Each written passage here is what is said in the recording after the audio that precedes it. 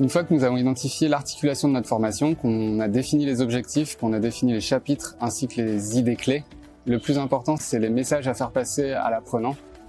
Parce que sur Corp Academy, effectivement, ils utilisent la pédagogie inversée. Et donc, c'est la question et ensuite vient le contenu du cours que l'apprenant devra connaître. Lors de la rédaction des questions, ce qu'il faut vraiment avoir en tête, c'est le message qu'on veut que l'apprenant retienne à la fin de la formation.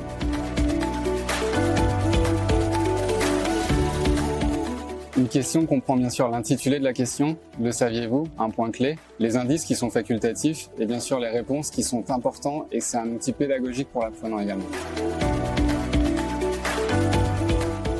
On a 6 questions possibles. On a le QCM classique, on a le drag and drop où on prend la réponse et on la drague dans la bonne réponse.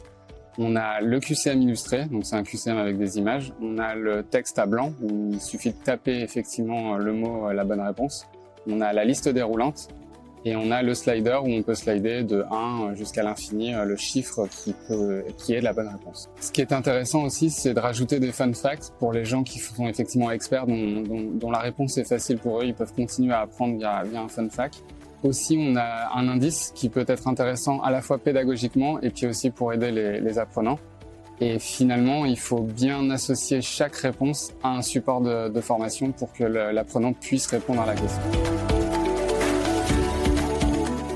Pour formaliser les questions, le plus simple, c'est d'utiliser le support de formation Excel qu'on a créé suite à l'expérience qu'on a eue de la première année de digitalisation de formation.